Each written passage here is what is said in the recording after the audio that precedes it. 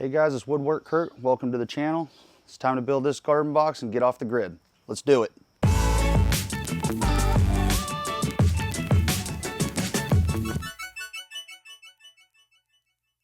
All right, back from the store.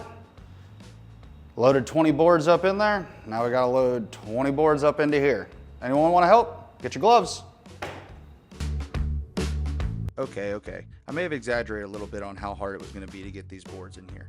But hey, carrying 2x4s is heavy. And yes, I did see that spider crawl across right there. And fortunately, I was able to pick him up in a clear cup and put him on outside. Don't kill the spiders now. Now you might be wondering why I would use my joiner for these instead of just putting them through the planer because they're already flat. And I absolutely could have.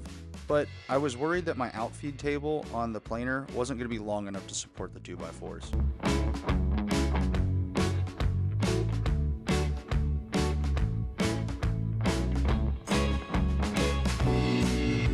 All right, so now that we got all these planed down, jointed down so they mash together real well, I got them separated in their different stacks. So this is gonna be the bottom, this is gonna be side A, side B, and then this is the front, I guess it'd be the left and right side, depending on whatever way you're looking at it.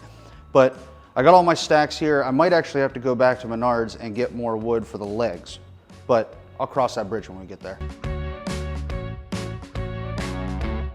Like I said in previous videos, pocket holing is my favorite way to join something, and nothing's changing on this one.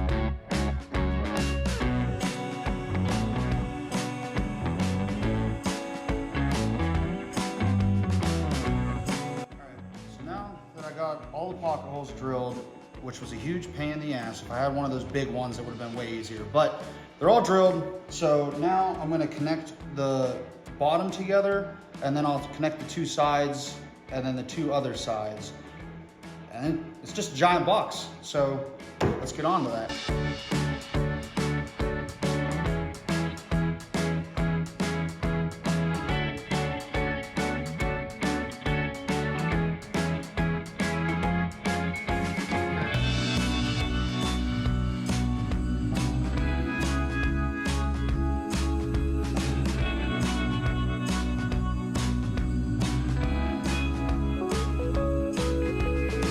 Okay, so I just saved myself from making a huge mistake. Originally, I was gonna use this piece as the bottom. And as I was screwing this together, I don't know how I thought of it or whatever, I realized there's nowhere for the water to go because I joined these so tight that I wouldn't really rely on it to drip through these. So I think I'm just gonna make this one of the side walls, and then instead of doing them long like this, I'm just gonna put them in slats to go the whole way across. And then I can gap them out like a little bit, maybe like a 1/4 of an inch, 1/8 of an inch or so the water can drain out and not rot your plants, because you don't wanna have rotted plants. Come on now, think. I believe the actual term for this is called root rot, and it's where the water doesn't accurately drain from your container that your plants are growing in, and the roots will actually build up mold and actually start to rot. And you don't want that to go on.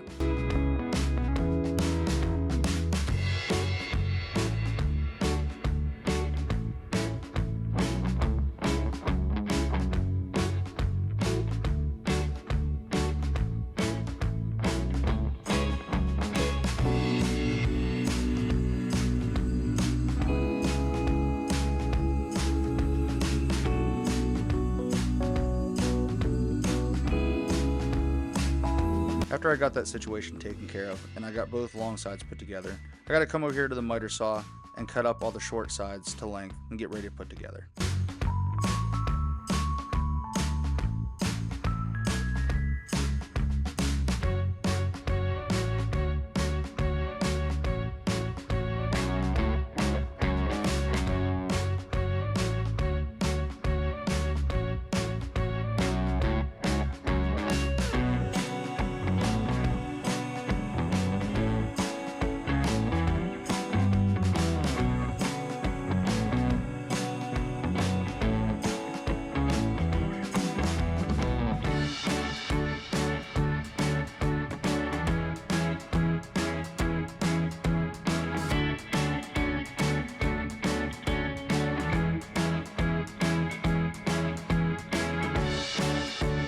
Cheap clamps like this are really handy just to have laying around for stuff just like this, because they act as like a third and fourth set of hands for anything you might need to hold down in the shop process. If you're going to build a garden box like this, I highly recommend pre-drilling everything, especially if you make it out of cedar, which is recommended, because cedar is a soft wood and will split easily.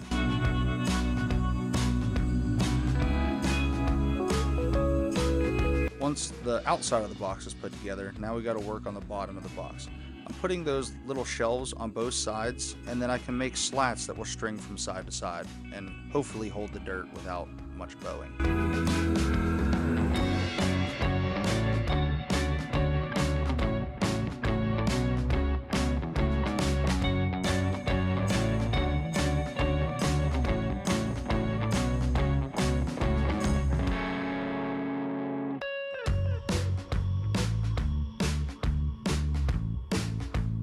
Stop block on my drill press came in handy because if I had to measure this out on each and every plank, this would have taken so long, but instead this process took up only about 10 minutes.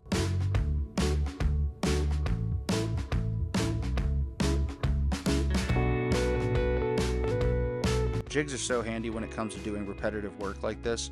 I made these two little blocks with a 1/4 inch spacer screwed onto it and just moved them from plank to plank the whole way down the box.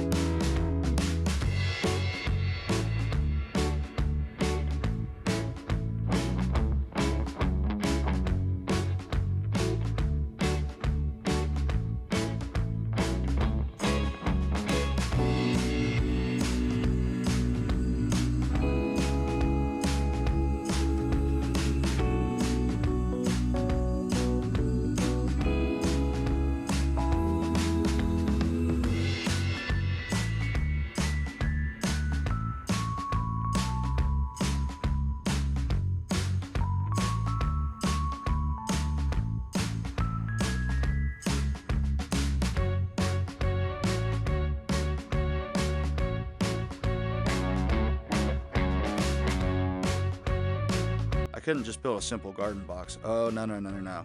I had to add an automatic irrigation system to it, so that's what these dowels are that I'm cutting.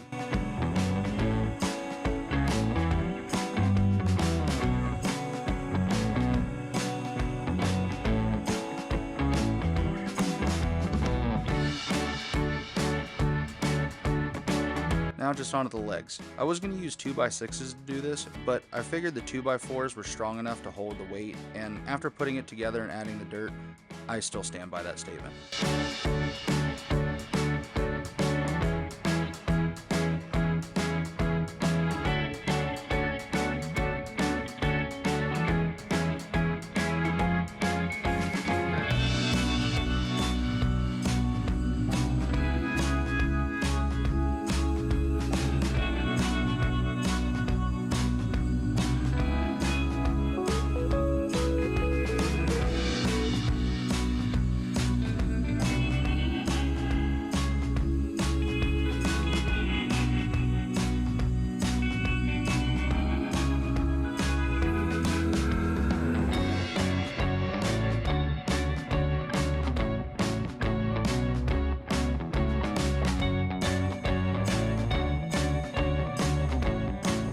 I figured it was easier to transport with the legs off in the back of the truck than with the legs on.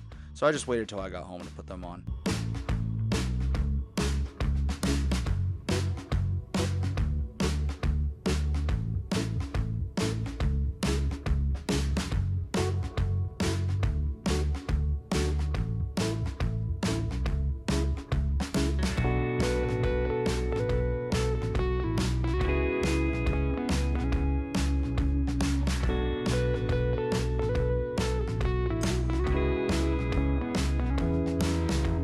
It's a pretty cheap and simple weed/water vapor barrier. I got it from my local hardware store. I just put it on the inside because I didn't want the constant moisture from the soil to be brushing up against the wood on a day-to-day basis.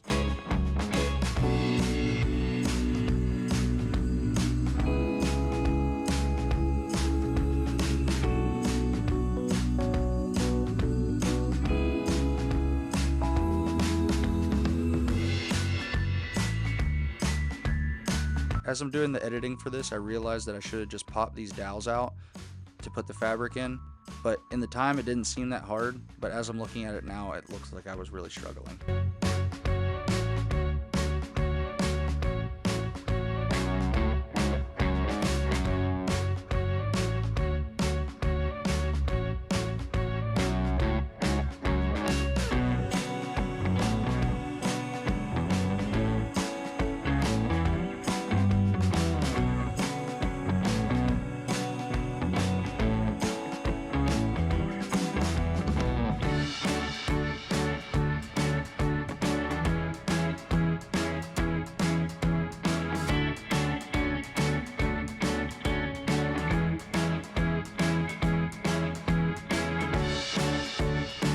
After everything's stapled down and put together, just got to go back and put the slits in through all the slats and get the proper water drainage.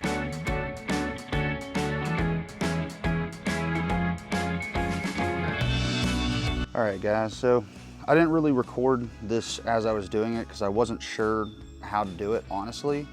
But I added an irrigation like spray slash drip line, I guess you could call it. And so it goes the whole way around. I didn't even really count the nozzles, but there's probably 10 or 12 of them or so like that. I'm gonna find more tree trimmings and whatnot and throw in there. I have a master gardener telling me that that is solid for airflow, and you definitely need that in a box like this because you don't want your plants to get root rot. So I got all this piping set up. I got it on Amazon. I'll throw the link up in the description. And yeah, so if you guys want to try something like this, it was real easy to put together. And then I got my water tank over here, if my camera will turn. So water tank right here. I'm going to put a pump in and then pump it over to there and then right up. So I should never have to water this on my own.